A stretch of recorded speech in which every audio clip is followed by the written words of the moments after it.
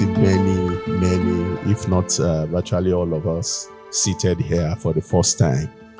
And since we have an international project that is well documented, it's good for us to introduce ourselves. So my colleague will be helping me to pass the mic around. Once it gets to you, it's just simple. Let's know who you are. Then secondly, the media outfit that you represent. Then the third one is to say your expectation. Because a letter was sent to you, and when you read through the letter, you must have one or two expectations. And let's keep it as brief as possible. While we are doing that, I'm trusting that others will join us so that we won't keep those that have been able to be punctual waiting for those that are yet to meet up. Good morning, my colleagues. Good morning, sirs. First of all, I want to welcome you to Kano State and for convening this very important workshop and training for us media organizations working here in Kano. My name is Salihu Ali. I report for Voice of Nigeria, and I have a very big, let me say, greater expectation in this training because I look forward for this well-documented organization to strengthen my capacity and my skills, not only in reporting the activities of the organization, but also in giving it the right way to the ordinary Nigerians to understand better of the workings of the organization. Thank you. Thank you. Okay. Good morning, sir. Good morning, my colleagues. My name is Yusuf Bala. I'm also from Voice of Nigeria. My expectation concerning this workshop, I'm just thinking in a direction where nowadays the issue of cleaner environment or cleaner energy is one very important topic. Everyone is discussing. It's a worldwide topic nowadays. I think after this workshop, I will learn how I can report anything concerning energy or cleaner energy, cleaner environment, so that my audience can have a better understanding of the direction or the better direction on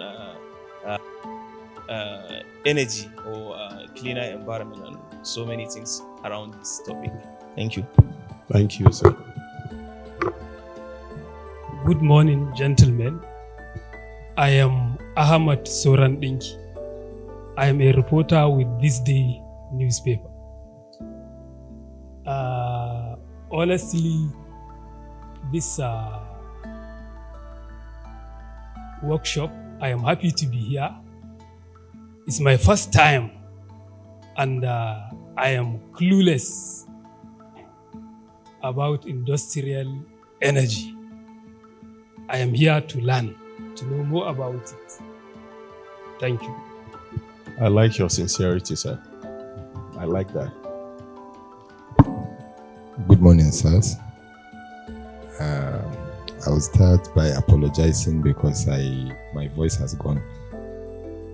So, yeah. My name is Abdul Mumin Giwa. I work with the Blueprint newspapers, and I'm the zonal editor in charge of Kano, Jigawa, and Katsina. So, to be honest with you, I'm here to know the new ideas concerning this issue of industrial energy and environment.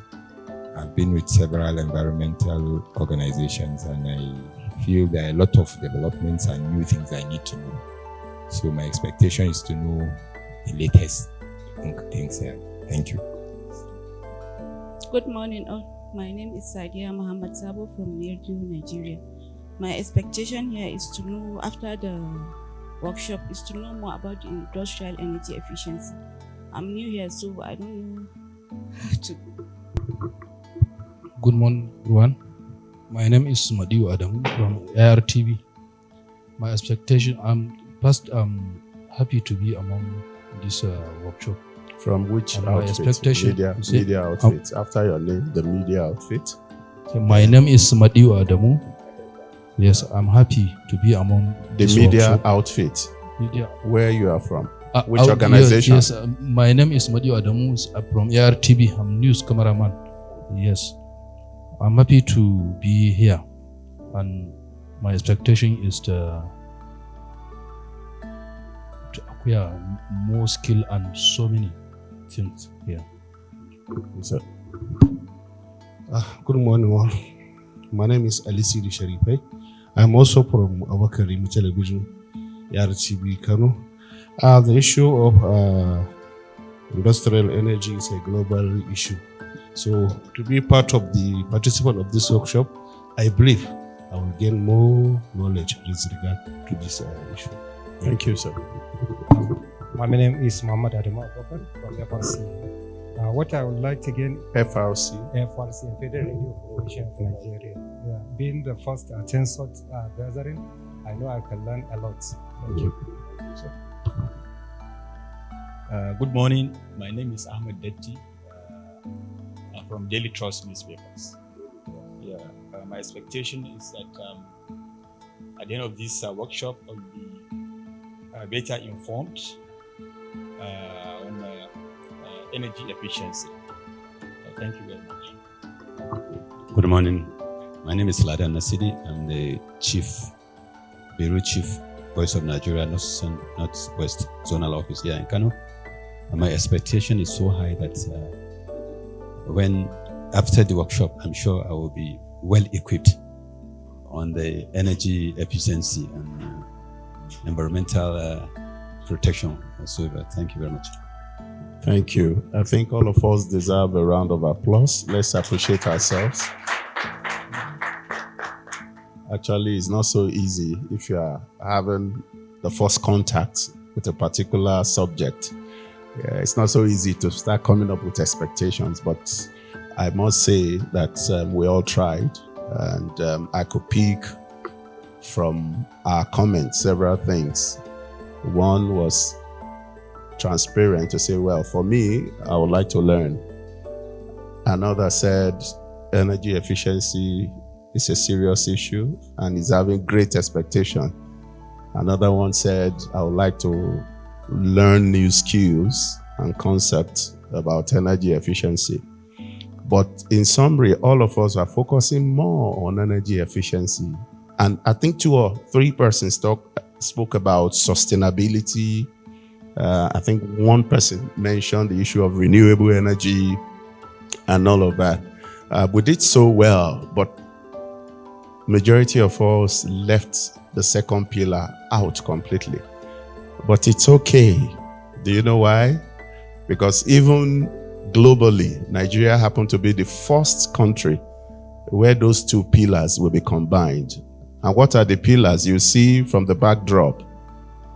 Industrial energy efficiency, that is one pillar. The second pillar is resource efficient and cleaner production. One at the heart of IEE is how do you best use your energy in such a manner that you impact your environment positively and you also save costs, reduce your energy bill and all of that, either as a household or as an industry.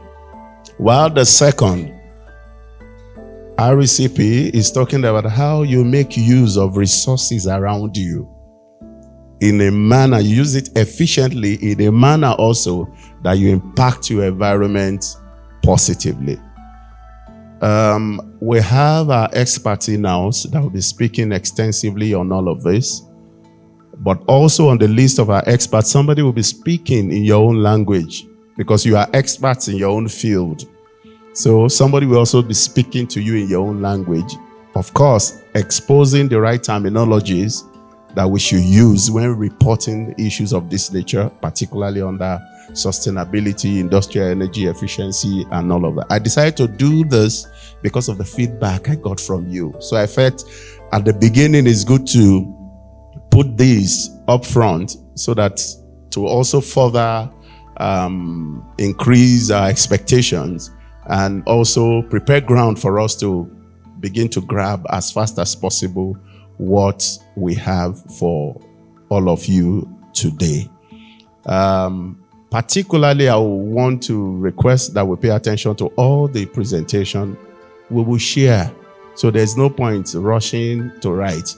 I'm not saying you shouldn't write. If you have questions and you've noted something that you'd like them to further clarify, you should write. But the PowerPoint, the presentations will be shared with you. But let's pay more attention to the one that has to do with our field, so that ultimately the primary objective for funding this exercise will be achieved. The primary objective is that we've held the same workshop in Lagos. I think we've done Abuja, and now we are here in Kano. So the primary objective is that we are equipped with the right concepts, because for every concept there are registers of words, so that we get used to them, and when we are reporting, we also report them efficiently and effectively as expected. Having said that, my name is Dr. Oluwasegun Oshidipe. I am Dr. Oluwasegun Oshidipe, MNI. I'm the National Technical Coordinator for the GEF UNIDO project in Nigeria. Also, I'm a Director of Economics and Research and Economic Policy Division of Manufacturer Association of Nigeria. We're happy to be in Kano, even though this is not our first time of being in Kano, but we're happy to be in Kano. And feel free, please, in the course of the presentation to ask questions. Let's interact. The main aim of bringing us together at an event of this nature, beyond learning, is also networking. I would like to meet and increase my contact after this workshop. At least when I sit in Lagos and I need anything that has to do with your industry, I can pick up my phone and call someone and say, how can you help me? So on that note, I would like to invite quickly to the podium the National Project Coordinator, Mr. Jacob Soladibupo, to take the opening remarks. Good morning, all. Good morning and a warm welcome to you all. This workshop for media on industrial energy efficiency and resource efficiency cleaner production is for the media. Let me start my welcome address by asking you all, gentlemen of the press, a question. When you hear industrial revolution, what comes straight to your mind? Smoke, stack, roaring furnace, images of raw material, untamed power. Today, you are invited here to hear and listen to those methodologies employed by leading organizations in addressing these challenges through terminologies such as industrial energy efficiency, energy management system, energy system optimization, resource efficient and cleaner production. The most profound industry revolution happening right now is not using more, but using wisely. It is quite smart, data-driven, revolutionary, and efficiency. And you, the media, are the core agent in telling this story. Not a technical footnote, but a narrative of national competitiveness, environmental stewardship, and growth and corporate intelligence. Kindly permit me to say to our industries are the engine of our economy. But these engines for decades has been running with leaks, frictions, and wasteful fuel. Globally, industries consume over half of the world's total energy. A significant portion, up to 30%, is simply wasted due to inefficient use or poorly managed system. This is not just an environmental problem. It is a massive business vulnerability. Energy is a cost, and wasted resources are profit literally vanish into the air. It is a strategic imperative for survival and growth. For this workshop, the focus will be on a powerful trilogy of approaches: RECP, energy management system, and energy system optimization, which is the resource person will explain in detail. The key part of this training is beautiful body. Then the storytelling is the beating heart. This shows your storytelling power in the nearest future. For example, the benefits so far beyond reduced kilowatts, reduced emission, it includes the resilience story, energy security, value stability. The environment story also includes climate action and compliance. Then the reputation story, brand value and market access. I therefore put it across to you all that your role is pivotal, more beyond reporting on pollution as a crisis, and start investigating and celebrating efficiency as a solution in addition. Ask different questions. Demystify the various technology, highlight the leaders, explain policies. In your doing this, your reporting can accelerate the much needed growth and development in the future. Thanks you, and I look forward to a stimulating discussion and to see you doing the right thing in these areas of storytelling. Thank you. It is for me a great opportunity to be here this morning. And like one of the things I like doing most in my life is to impart knowledge. So I can put you on a seat where you'll be comfortable and you anticipate learning more. And I can promise you, if you would just pay more attention, we can both do this together, and you'll be able to push the right narrative when you are putting it out there. So thank you once again. And I want to appreciate your support and your cooperation as we continue with this. Okay, so, I want to believe that we will be sharing our idea together. We are not strange to some of these words, but maybe the way they combine them or the way we combine them is what might look somehow big. We know what industry is. We know what energy is. If I say energy efficiency, we know what efficiency is. Bringing them together could be something we want to look at now. You see, when we say industrial energy, just we know nothing works without energy. Do we all agree with that? Nothing works without energy. So if we now say industrial energy, it means what makes industry work, like makes it produce what they are producing. What makes them bring out bottle of water that you are having in front of you? What makes them produce that? What quantity they have in there? So, and industrial energy efficiency, it's just talking about how you can, if we use the energy the wrong way, we may end up not achieving anything meaningful. For example, if you are looking at even we as human beings, if you wake up in the morning and you're coming to work in the morning, you wake up and start just dancing, waste all the energy. Coming to work, it just looks so dull. Some of us, we don't take vehicle to our work because we want to just have the luxury. But if you trek to the place of your work, you get so exhausted and you've not maximized your energy, right? So in the lowest term, that's what it looks like. So when we now come to industry, you have limited energy resources you want to use in your facility, for example, and you've just wasted them inappropriately, and it's not producing the best that you have.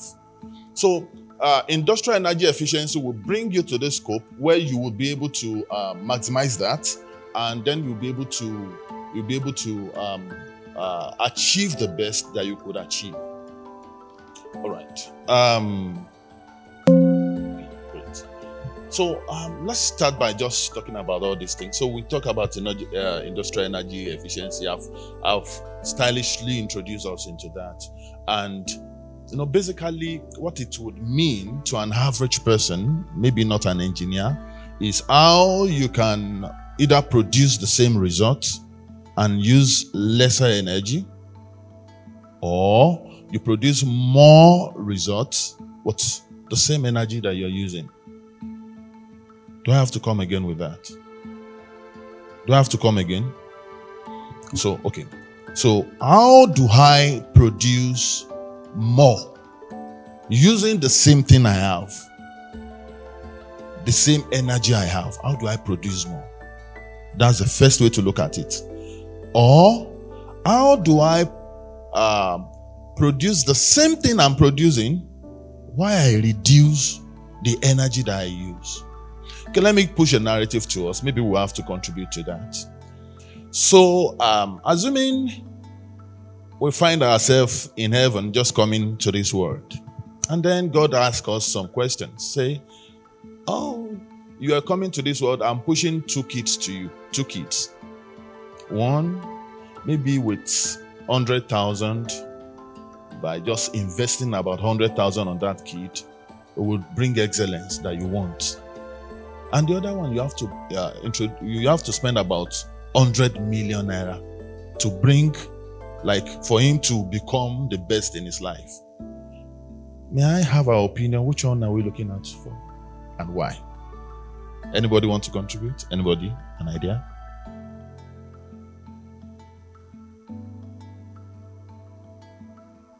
Am I communicating? Are we scared of answering that question? So what would be, okay, yes, thank you very much. I have a volunteer. I just said, let me volunteer. Yes, that of the 100,000 will be better, because you will not invest more on him to achieve a lot. But that of the 100 million, you might not even necessarily achieve what you want after spending all that money from him. Yeah, I like his approach, and well, I will not put you on the spot because you volunteered and you did a lot. You did the best that I would. Let's give him a round of applause. So the thing is, why do I have to spend more to achieve the same thing if I can spend less? If I've worked to get this money, why do I have to pay more when I can reserve the resources to do something else? Do we get the narrative? So that's what industrial energy efficiency will push to you in any industry. So when you are reporting things like this, you keep at the back of your mind that you're trying to speak to the need. It's a very big need in industries, because even when you speak with some of these decision makers there, they will be telling you we have problem with funds. Sometimes it's not problem with funds. What they lack is just to manage what they have and use them effectively. They will have better results. Do we agree to that? So that's what industrial energy efficiency is talking about. So another thing we'll be looking at here is like the energy efficiency part of it. And I think I've brushed that. Then the energy conservation. That is, you don't have to spend all. If I can use small energy and conserve some, so what I conserve will be maybe part of what I use tomorrow, right? And then I don't have to buy. Do we understand what I'm saying? So that's on one way. Another part of it is when you have to use more energy, it has implication on the ecosystem. What do I mean? You have to burn all the fuel. You have to burn. Let's say, for example, you burn 2 liters of fuel and then you burn 10 liters of fuel. Are we going to produce the same emission to the atmosphere? Energy in our factory. Do we understand? Then we talk about the energy waste.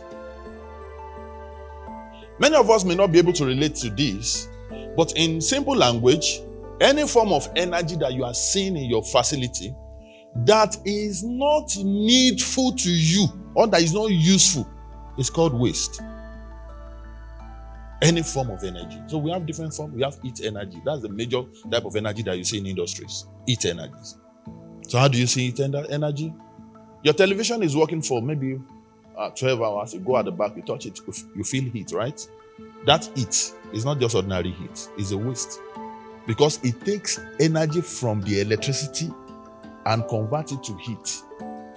Do we understand? Some of us, we should be able to relate with the kind of bulb that we call the incandescent bulb.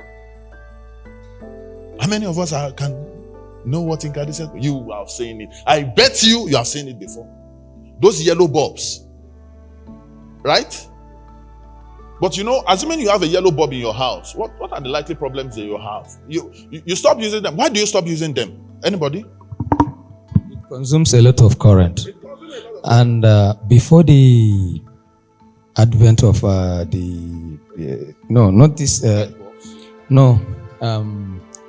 meters. That meters. Yeah, that prepared meters.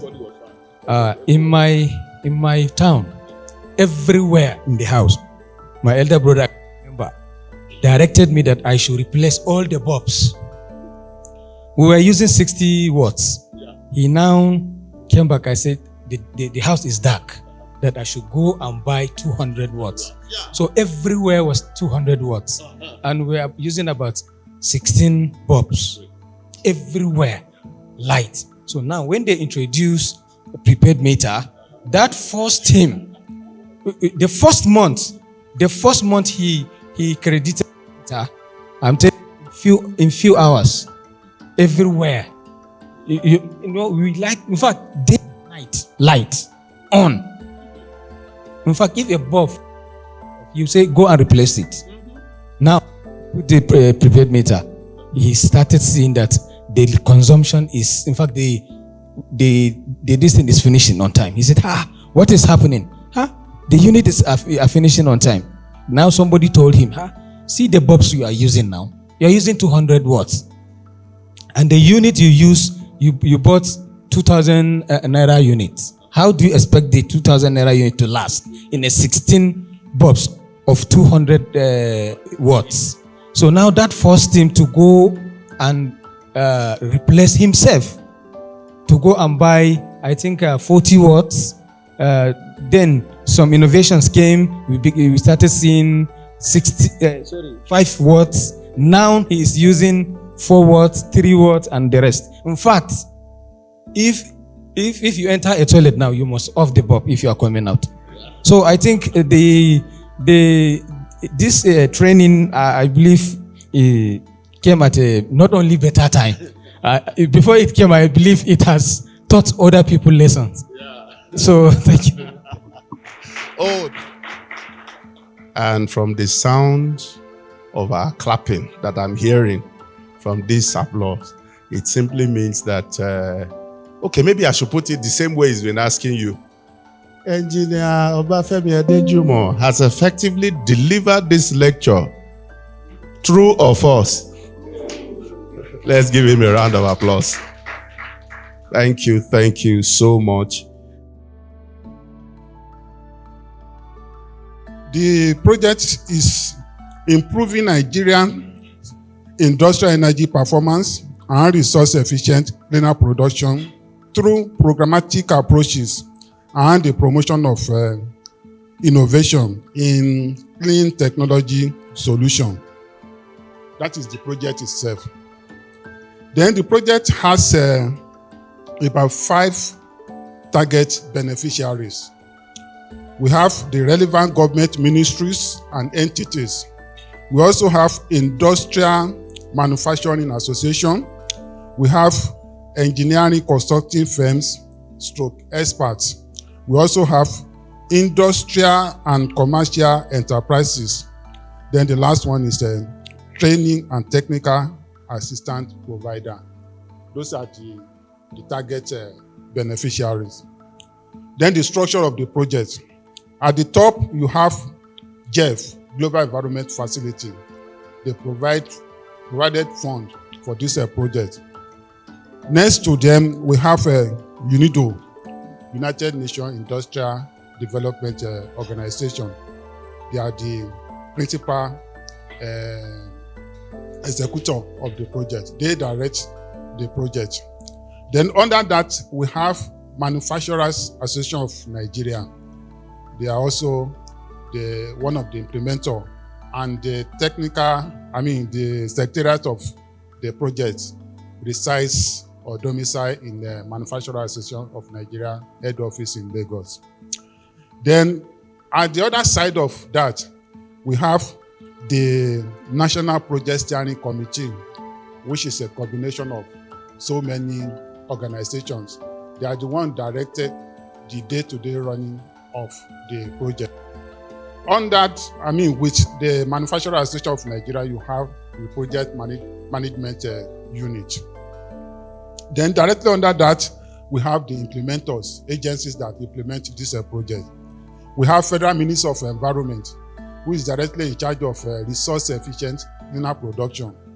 Then we have Energy Commission of Nigeria, also in charge of industrial energy efficiency. And under that, you have arrays of implementers. You have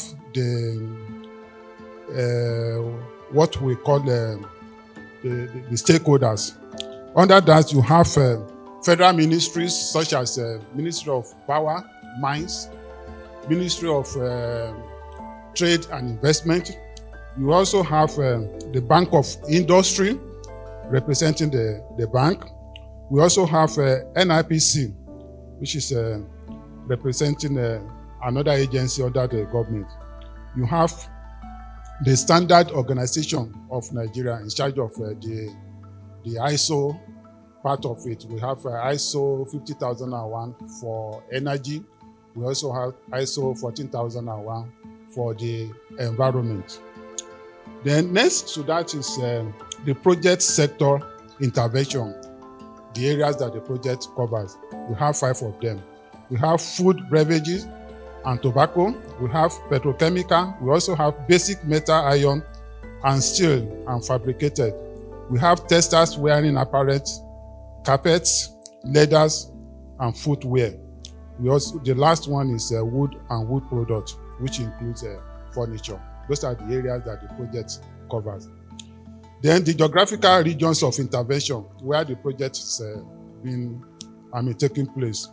We have Region 1, which is in the west, under which we have Ogun, Lagos, Oyo.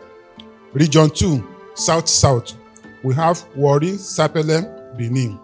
Region 3, southeast, we have Onitsha, Port Harcourt, Aba. Region 4, which is in the north, we have Abuja, Kaduna, and Kano. Then the project has about 6 components. The first one is a strengthening of national, industrial, and environmental policies and regulatory framework for IEE and RECP standards.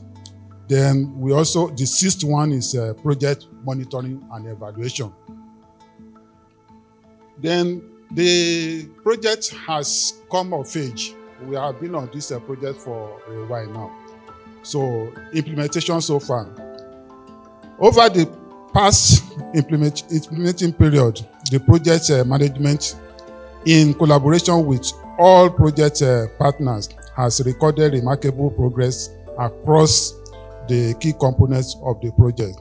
These achievements span through the following areas: capacity building and training, demonstration project and industrial assessment, development of national framework and tools, then partnership with stakeholders. Those are the areas that the project has covered.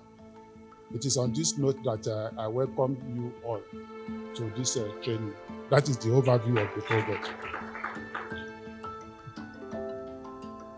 Good afternoon, everybody. Welcome back from our short tea break. Thank you to Mr. Oladipo for the introduction. My name is Chukudubem. I'm representing Hospitalia Consultaire. We are the national experts for RECP, Resource Efficient and Cleaner Production. So I would like to thank, first of all, my colleague, even though he just stepped out, for the wonderful first leg presentation today. I don't know how I'm going to follow that, but I'll try my best. So again, welcome everybody back from tea break.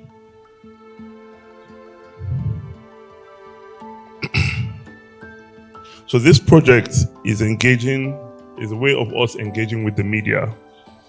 In today, we are moving forward beyond awareness and into understanding the terms to know how we can present them better.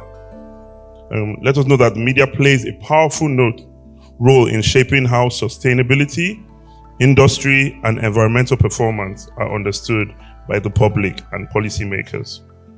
So this session is very important. I called this a phase 2, but I realized that a lot of people here might not even have had a first introduction to the project. So, well, my aspect is much easier, more straightforward. It's not as technical as IEE, but they go hand in hand. So the objective of this workshop, I can't see well from here, so I'm trying to look at it here. The objective of this workshop, we hope that by the end, first, the people present here should clearly understand what RECP is about and what it is not about. Secondly, should be able to identify RECP actions when we see them in industries. And thirdly, we should be able to report RECP benefits credibly using facts, data, and context, not buzzwords. Buzzwords like breaking news, viral, trending. Sometimes some of these words are used just to get people's attention and not get any information across to the public. So just again, I added this just because I realized a lot of people might not have known this. Just some key terms. What is resource efficiency? It's just using fewer resources like energy, water, materials to produce goods efficiently. Secondly, cleaner production, reducing waste and emissions at production source. Energy efficiency, technologies and practices that save energy. So what we had earlier was industrial energy efficiency. It's the same thing. Water conservation, everybody knows it's recycling and reusing water to minimize wastage of water. And finally, waste minimization. Again, strategies to reduce, reuse, and recycle production waste. The media is not just a messenger. They are gatekeepers of credibility. When industries make claims about sustainability, the media helps determine whether those claims are evidence-based, measurable, or simply greenwashing. Example, what has changed? What did the industry save? RECP is a preventive approach, not a corrective one. It focuses on using less energy, less water, fewer raw materials, and generating less waste and pollution, while still maintaining or even increasing productivity and profitability. So just like I said, IEE, we're talking a lot about power factor, variable frequency drives. Here, it's more about doing more with less. So things as little as, your area that you're working in is messy. Tidying that up could help with the staff well-being, or even staff being more productive, or even because a lot of times, a lot of people think RECP or these processes involve a lot of finances. That is the complaint everybody brings up. There's no money. How do we get money for this? But as we go on, we'll see that there are ways there are things you can actually do in the industries to actually start saving money without even investing any money at all. Tabawa has a biscuit factory in her community where she manufactures biscuits, and she runs her factory on coal. So the problem is her factory is producing noise and fumes. which the community members do not find nice or funny or interesting. But they just have to bear with it. Why? Because Tabawa is an employer of labor. Tabawa is employing their children, their brothers, and all of that. So they bear with it. Now it gets interesting. Each time Tabawa goes to the market to buy a bag of coal and she experiences a hike in price, she comes back and look at which of her workers she can lay off. And then she will lay one off. The following day again, if she goes and she encounters another hike in price, she does the same thing. Now, one day something happens. All of a sudden, the noise that tells the community members that, oh, Tabawa is now making her biscuits, and then the pollution, they are no longer seeing it. Everywhere is quiet, but Tabawa is still in production. And then the town crier goes, oh, Tabawa is no longer disturbing the community. There's no more noise, no more fume. And that's all the town crier says. He just stops there. But Tabawa did something. Something happened. What did she do? And then, what should the town crier have said? So what Tabawa did and what the town crier should have said is the elephant in the room today. That's why we are here. That's why we are here. If you look at the topic, workshop for media stakeholders, my colleagues have said quite a number of things which will make my presentation a bit faster. I can just overlook some things that they have already said. But the things that matter to us, that concerns us, stakeholders, from the topic you can see that you have a role to play. That town crier in Tabawa's story had a role to play, but he didn't play it well. So you are stakeholders. This is where all these things that they've been saying concerns you. When the first presenter was talking, I heard some people saying, oh, this is physics. So we are not here to turn you to mini engineers. No. You should view this workshop as a capacity building. It's not a press conference, it's not a press briefing, it's capacity building. So that you know your role in the GEF UNIDO project. So first off, you are stakeholders. What you do, you have a role to play in this project. What you do and how you do it matters. So I'm just going to jump the IEE, ENMS and all of that because a lot has been said under that. I'll just go to the next slide. So context and rationale. This slide tells us that it's not like reporters haven't been reporting what is going on with the UNIDO project. They have been doing it. But as you can see, the line says this workshop is designed to strengthen media capacity. So that when you are making your reports, you are making it based on informed decisions. You know what you are reporting. So the first context there is to understand UNIDO recognized sustainability methodologies. So there are methodologies that work within the UNIDO project. You need to understand it because if you don't understand it, how will you report what you're supposed to report accurately? Then interpret technical results correctly. So that makes us translators. So you can, I'm sure you know that you've heard so many terminologies that you probably haven't encountered in your line of work. You've heard so many things. And they sound maybe bogus to you. And then you have that, you still have the task of carrying the public along. So you need to understand them. It reminds me of this age-long joke. Somebody was presenting and then he needed an interpreter. And then he says, when I landed at the airport, and the interpreter goes, you know, that is confusing the listeners. The only person that will understand what he said is if the person is lucky to understand both English and Hausa.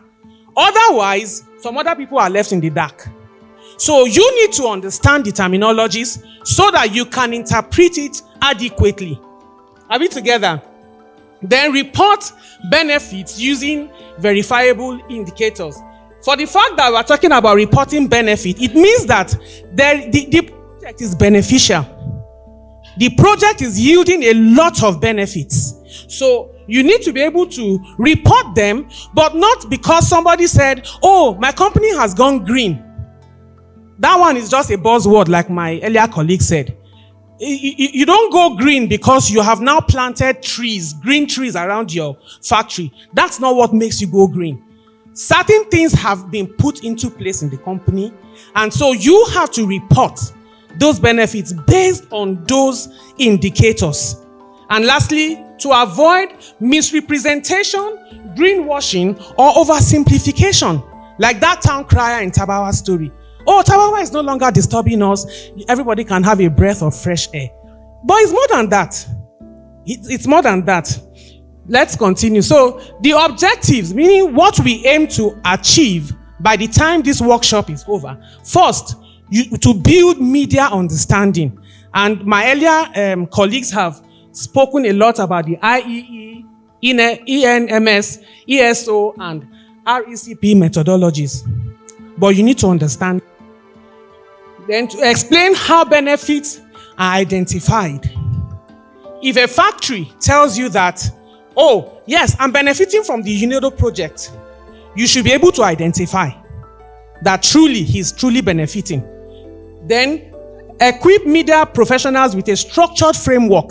A framework is like a logbook. Just picture a logbook whereby you make your entries. Only that this time there is no logbook, but you know what to do sequentially in order and all whatnot. And then to improve the quality, those 3 words are intentionally in capital letters because they matter.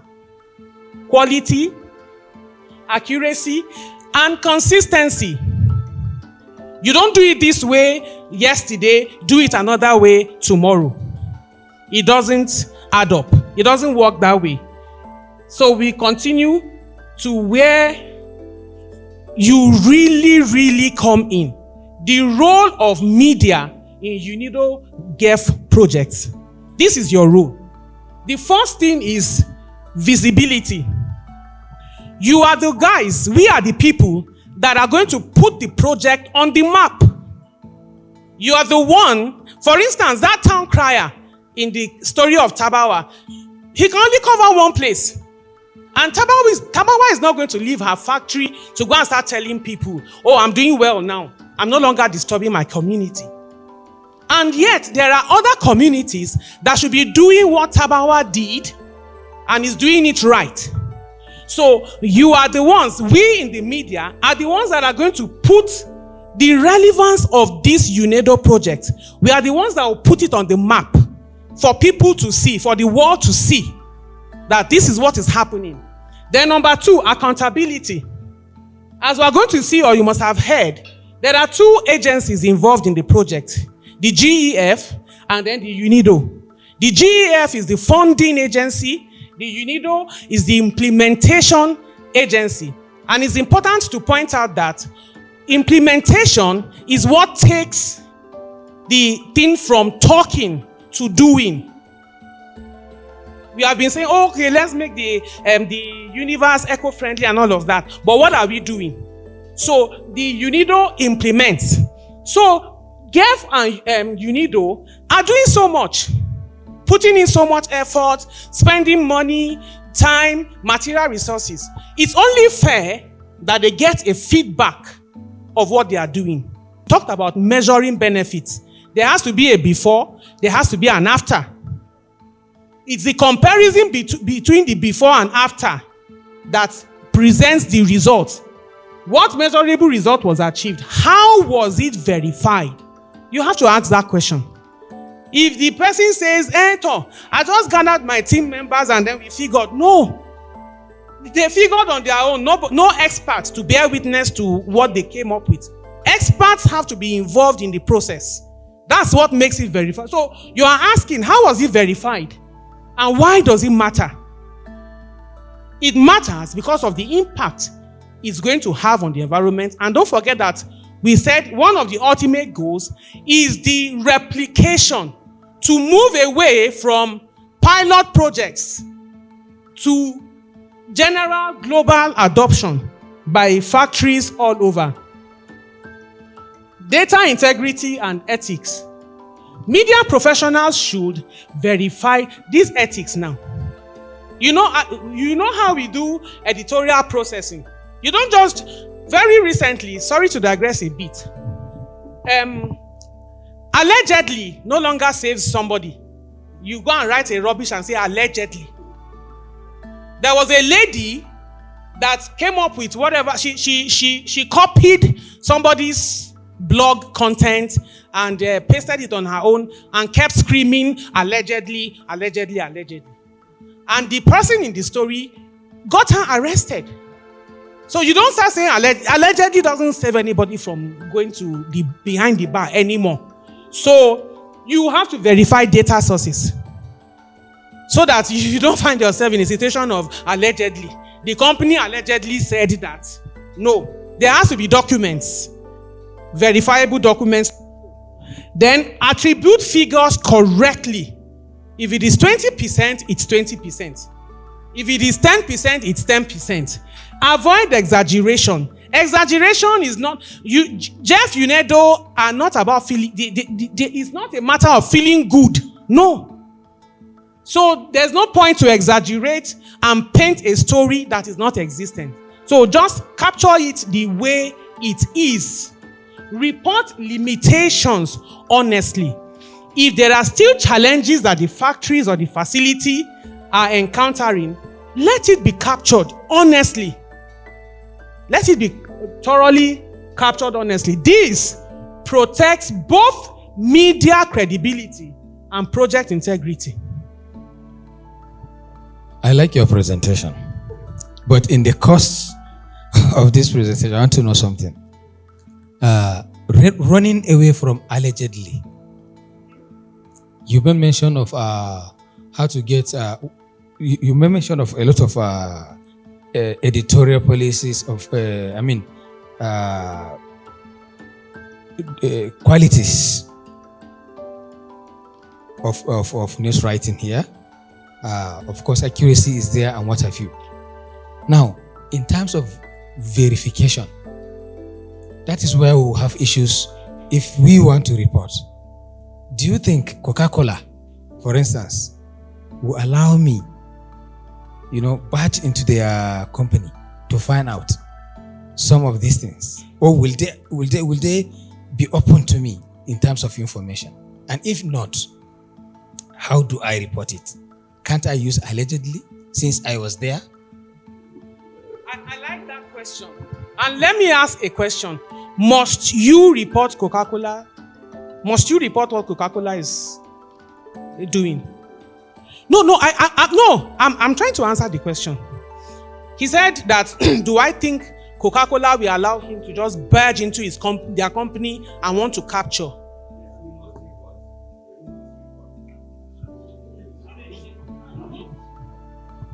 Let me put it this way. Like a fertilizer company now. Let me replace it from the Coca-Cola. We all know that fertilizer companies use a lot of hard chemicals in production. And after production, of course, in every production there must be leakage.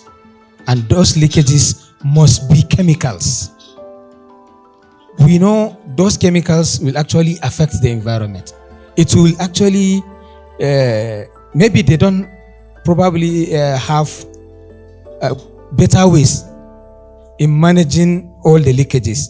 The leakages ended up going to the community, whereby you see children playing around, they may cut up with the chemicals and thereby affecting their lives or probably their animals.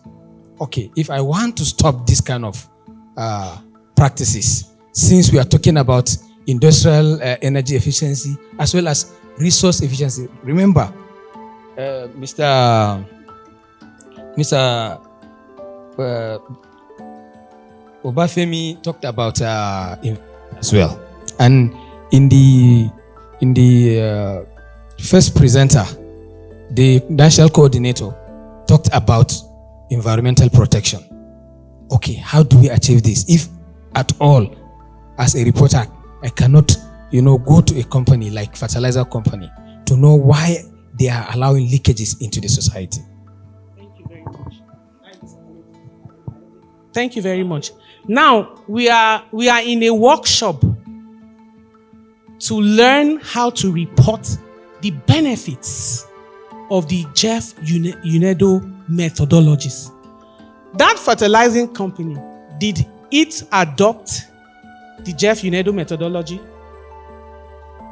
So before you start talking about these reports, your interest is on a factory, an industry that has adopted GEF UNIDO methodology. If you now want to police industries that are polluting the environment, that's a different ballgame entirely. That was why I said, must you report Coca-Cola? Did Coca-Cola say that they have adopted GEF UNIDO? No. So that's the focus. The workshop is centered on, a factory says, I adopted GEF UNIDO and I'm seeing benefits. You want to capture the benefits. How do you capture it? So you don't go saying allegedly. For somebody, and why should any factory anyway, why should you adopt a methodology and you now start padding? It's wrong. Yeah, exactly. You don't want to be accountable. So why are you saying that you adopted the methodology? So I hope I've been able to make myself clear. Thank you very much. Okay. Every company that have adopted this UNIDO must be ready to be accountable in terms of thank you. If you have adopted GEF UNIDO and you are still having things to hide, then that's another classification that I'm not sure. Thank you very much, sir. Okay, I think immediately after Nigerian Army and the Nigerian police, the third sector of people is the media. Anybody that doesn't want you to report anything in their factory will never call you. They are the one that will be looking after you. For this project has a beginning and it has an end. Even after the end, they still want the ethics, the nitty-gritty of the project to still continue. So if you see a company that have adopted these methodologies and is still hiding anything, you know that it will not even come near close to you. Okay. Well done, madam. Very good presentation. Please, let's assume I have a company that adopted all these GEF UNIDO methodologies. And I went to that company after collecting all my data. I observed that they talk of they talk of energy. I have a meter. I can have my facts there. They talk of water. There is meter. I can have my data there. Maybe they said they cut off the level of carbon dioxide that they are emitting. How can I know that? Is there any what do you call it, like implement or that can give me that meter for that? That is my question.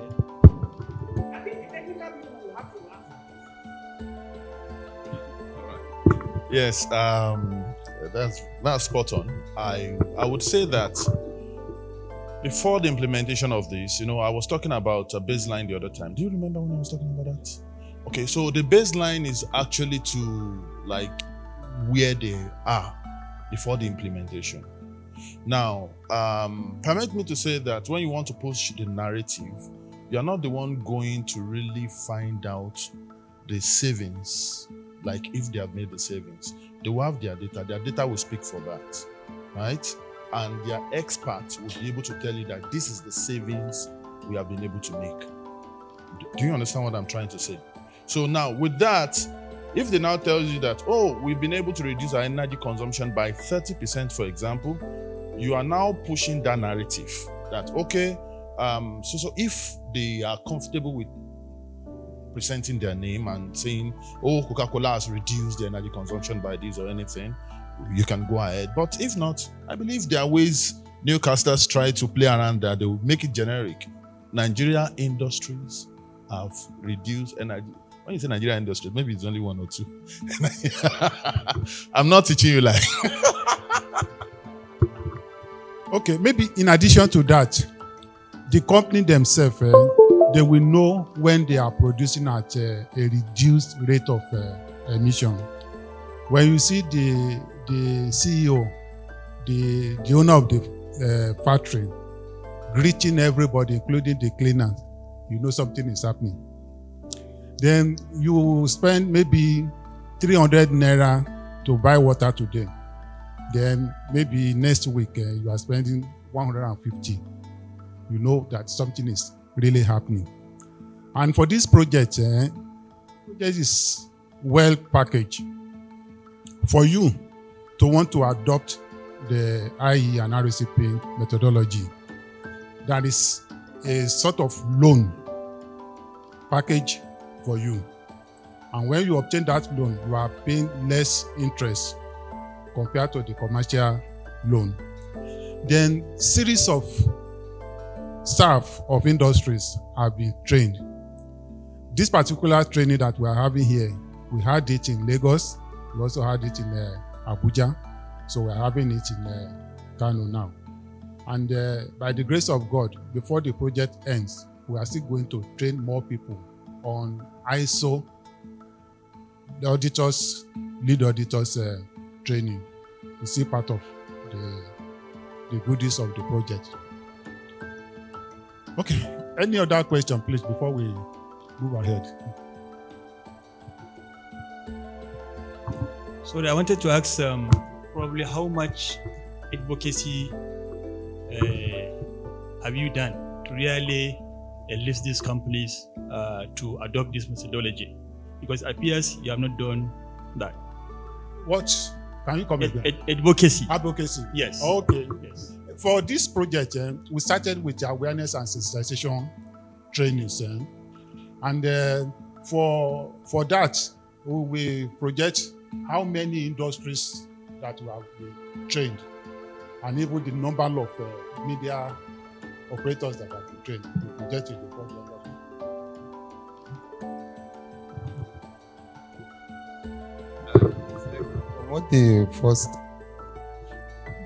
From what you explained the other time, that it's all about understanding how to, if you have energy, how to use that energy to produce more, or how to produce more by how to use the same energy to produce more, or how to reduce energy to produce the same thing. Correct. Yes, that is this behind this one. So one has to identify then in a company what they are adopting. Yes. Are they using energy to produce more, or they are reducing the energy to produce the same thing they are doing? So before reporting, that's exactly, I mean, if I get you right. Yes, like I said earlier, some of these things needs to be verified by the energy manager in the facility. Normally, there will be somebody that is in charge of that when you get to a facility. Do you understand what I'm saying? So that person will be able to tell you, okay, before we implemented ENMS or RECP components, this was what we are doing. We are using 10 kilowatt hour to produce this. Now that we implement, we are using 7 kilowatt hour to produce this. I don't know if you understand what I'm saying. So, and then we have something such as what to call energy performance indicators. When you have, we call it kilowatt hour per unit of what you are looking at. For example, you can have kilowatt hour per kg. Like for every kg that is produced, you've used this kilowatt hour to do that. Or if it's a company or a commercial facility where they don't produce anything, you can use something as kilowatt hour per square meter. That's okay, in this place, if you occupy this number of square meter, can you how much energy do you consume because of that? Because you will not imagine a situation where you have an industry where, or let me say a company that has about 10 rooms and people are not in the rooms and the ACs are on. They'll still consume more energy, right? So, but if they have just 2 people in the room and they're just even in one stop, maybe one of the rooms will be used. And in that process, they would have cut energy cost instead of being in 2-3 rooms. I don't know if you understand what I'm trying to say. So that narrative would usually come from the energy manager in the facility. We tell them that this is what we are doing before. There's no way you can get the information of what they are doing before, except they give you. And you can only get that from the energy manager. No, he is the one that will do the analysis for you and tell you that this is what we're. There's nobody that is doing better that will not be proud to say that. And permit me to say you that some of these things on the global level, it gives acceptance, like acceptability. Like, for example, you want to produce something and they think you are doing so much of carbon dioxide into your atmosphere. I don't want to mention them, but there are industries that they are doing more about this, because when you want to scale your products outside of Nigeria, they will look at it because you can inherit carbon emission. So if I inherit carbon emission, it will rub off on me.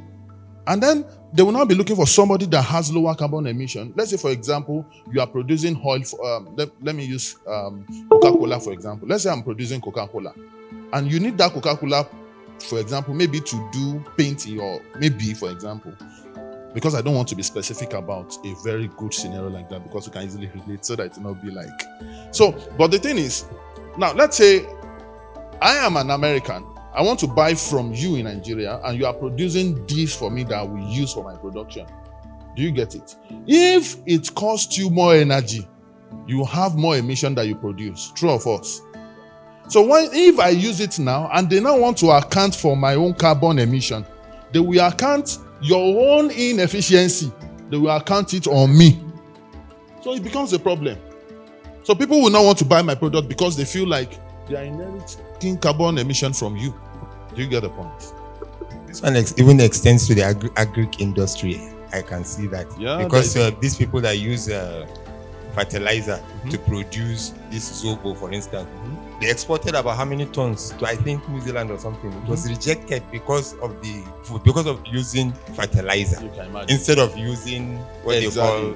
So yes, there are some standards like that you have to beat. If you don't beat those standards, your product will not be recognized on international ground.